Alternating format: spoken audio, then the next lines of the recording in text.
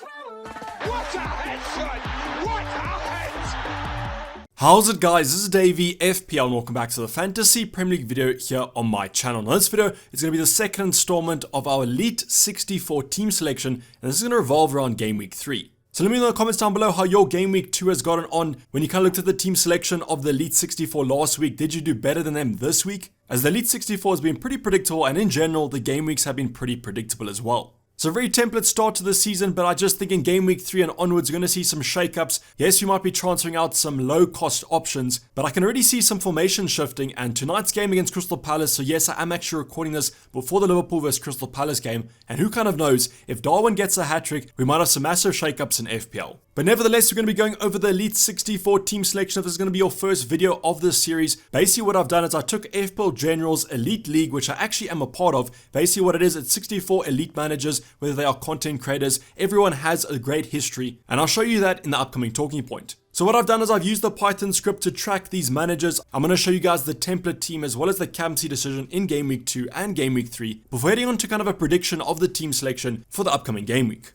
So super interesting kind of video series in my opinion. Let me know in the comments down below if you guys do enjoy this, and like the video if you do enjoy the concept. But with that being said, sit back, relax, and let's get straight into it.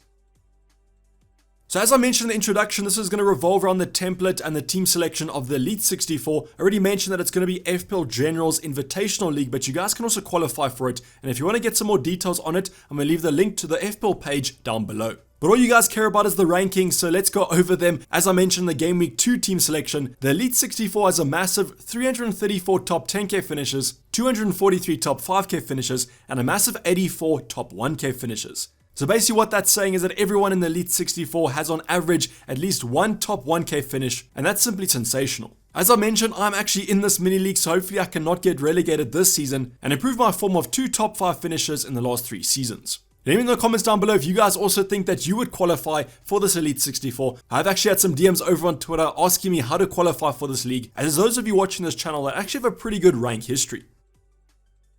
But now let's go over the actual template team and what this is going to be. It's kind of going to be in a wildcard state, but no, you can't actually afford this team. Basically what I want to show you guys is the top ownership players in each position from goalkeeper to forwards. And then in the next talking point, I'll give you a team that you can actually afford and then predict the transfers. Now please also note that I've eliminated some low-cost options such as Neco Williams and Andreas Pereira. These players are owned by a massive amount of the ELITE64, but I'm not really too interested in them, to be honest. So let's start off with the goalkeeper position, and to be honest guys, there's been no real changes in terms of the template team from Game Week 2 to 3, but we'll have some massive shakeups as I kind of assumed that most of the ELITE64 actually banked a transfer, and now I have 2 going into Game Week 3. But the goalkeepers have stayed the same in terms of ownerships. No wildcards have been played, no free transfers spent on a goalkeeper. So Danny Ward's still at 100%, then Ramsdale at 35.9. So Ramsdale and Iverson are actually owned by the same amount of managers, but I just think Ramsdale is a slightly more interesting option. It just shows you that you either went for Ramsdale or you went for that double up.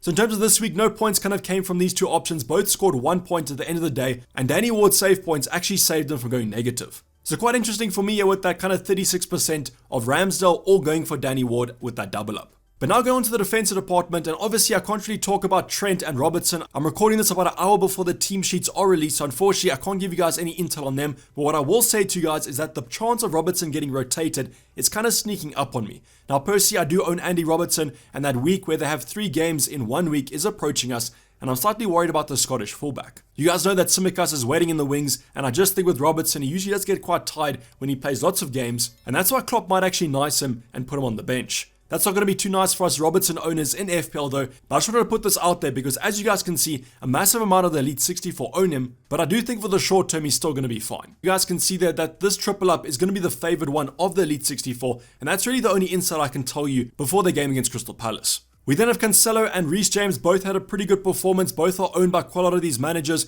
Cancelo, we just saw his quality with that assist, 2 bonus points and a clean sheet. I think he racked up 11 points in total, whereas Reece James is a little bit unfortunate with only 7 points. I say unfortunate there because that Spurs game was pretty fiery. I thought that Reece James actually had a pretty good game, and we literally only needed 5 minutes of him at right wing back to get some FPL returns. Now whether James is going to start at right centre back, obviously I would prefer him at right wing back, but as long as he does start every single game for Chelsea, I should be fine because I think with the upcoming games, they could always get some defensive returns.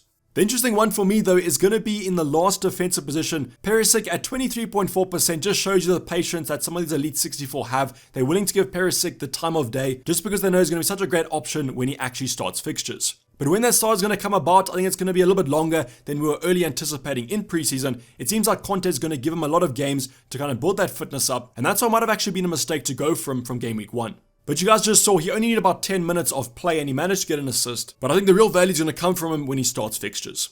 So I do think that leaves those managers in a little bit of a tough spot there, because Spurs have nice fixtures coming up. Do you hold on to him? Do you actually take him out? Who kind of knows? But all I know is there are some patient managers, so I wouldn't be surprised if its ownership stays the same heading into game week 4. Heading into a midfield department, and yet again, we still have these 1 or 2 managers that don't own Mo Salah. So not 100%, 98.4% ownership within the top 64. But I guess even with the elite managers, you sometimes have your kind of differential, more maverick managers at the end of the day. Now what Salah does tonight is kind of worrying me. His ownership and his effective ownership was pretty split between him and Haaland. Seems like a 50-50 decision on captaincy. So if he does go nuclear tonight, I might be slightly worried. Most managers, however, will probably capture him going into game week 3 because of that United fixture. United look terrible at the moment. Mo Salah plays on Monday night. What better combination can you kind of ask for? Speaking about combinations, Martinelli goes hand in hand with Mo Salah in terms of the returns. 97.5%, I still think that's a little bit low because he has been actually getting some massive returns for his price point. I think he's absolutely nailed in that starting 11, so if you guys don't own Martinelli, I would try and get some coverage because like the ELITE64, he's very highly owned within the top ranks. The next 2 assets though, although highly owned within the ELITE64, next week, I don't know if it's going to be the exact same. We have Bailey and Neto with pretty high ownerships, but on most people's transfer plans because of the lack of returns. Bailey's slightly worse than Neto. Neto's at least starting fixtures, whereas Bailey's been on the bench for game week 2, and I'm expecting that to continue with good form for Ollie Watkins and Danny Ings. Now between these 2 assets, it's kind of a very bad spot to be in because not many great options around 5.5 and 5 million. But if you guys do have some value in the bank, I am pretty jealous of you. Finally, we have seen a kind of 5% drop in ownership for Mason Mount, but he still is the 5th highest owned player, excluding Andreas Pereira in that midfield department. Now for that 20.3%, I think they're probably ruining the chance of going for Phil Foden in game week 2, but coming up in game week 3 is going to be Leeds away for Chelsea, which should be quite a nice fixture. Going on to our forward department, we have seen a massive drop in ownership from Harry Kane, as kind of expected and predicted by myself in the game week 2 team selection. I believe most managers will go from Kane to Haaland if they haven't already. So Jesus' ownership of 95.2%, repaying those owners, owned by basically everyone in the ELITE64, and now Haaland's contesting him at just below 90% ownership.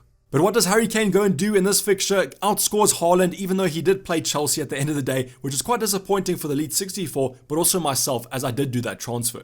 But hopefully Haaland can do quite well in the upcoming fixtures, but it is going to be quite close between these 2 now that Spurs fixtures are going to improve. So within the ELITE64, Harry Kane is definitely a differential if you guys want to go for one, under 5% ownership, but I don't think too many managers will go back to him after what happened in game week 1. So overall guys, this is going to be the template team, but as I said, you can't really afford this team, so now let's go into a team selection that you guys can afford, and let's do some transfer plans and captaincy predictions. But just before we go into that team selection, I wanted to give you guys some insight into who the ELITE64 captained in game week 2, and it was actually a massive captaincy for Erling Haaland. Mo Salah then comes in with just below 8%, which is going to be massive, a massive differential captain. If he outperforms Haaland this week, those managers are going to be absolutely laughing. And also want to note that Kevin De Bruyne was actually captained by some managers as well. So if you guys are a little bit bleak about the Haaland captain, don't worry, just look at these elite managers. Most of them captained Erling Haaland at the end of the day. But it's all going to come down to if he actually outperforms Mo Salah or if Mo Salah bangs tonight.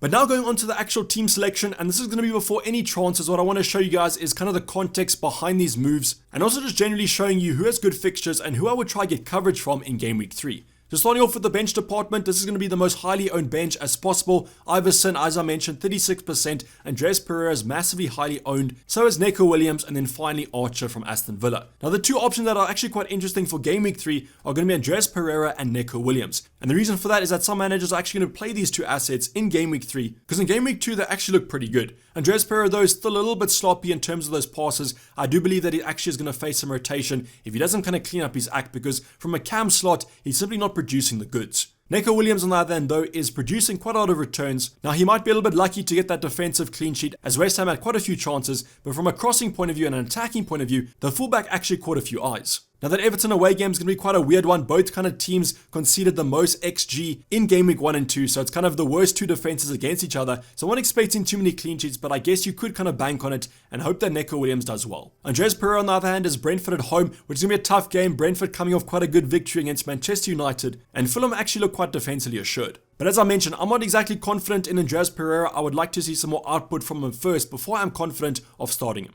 But now going on to our starting 11, and Danny Ward in goal against Southampton at home, and this might be the first chance of Leicester actually keeping a clean sheet. I actually think that this could be a game that they do quite well in defensively, as Southampton have also been struggling going forward. So yes, those of you who went for this 8.0 million combination might actually get your first clean sheet of the season, and I think I would cherish that, as Leicester defense does not look too great. Going on to our defensive department though, we have Trent and Robertson against Manchester United away. Now I do actually prefer this game from an attacking point of view to a defensive point of view, as I do think there's going to be goals in this for either side. I just think that United will go full out attack. I think they'll concede a few and also maybe score one or two, and that's why I'm not really keen on Robertson, and I would probably prefer Luis Diaz on that left wing slot. But it is what it is. At the end of the day, the ELITE64 and myself have this double up, so hopefully they can at least keep a clean sheet. The next two fixtures though I think are great. I think in the Newcastle game, slightly better for Man City from a defensive point of view. I'm expecting a clean sheet there, probably a 2-0 win, a 3-0 win for Man City, and hopefully Cancelo can get another attacking return. Reece James on the other hand, I think it's going to be quite an intense game. Leeds like to kind of press. Will we see him at right wing back? I do hope so, but we might see him yet again at right centre back, which will be quite disappointing.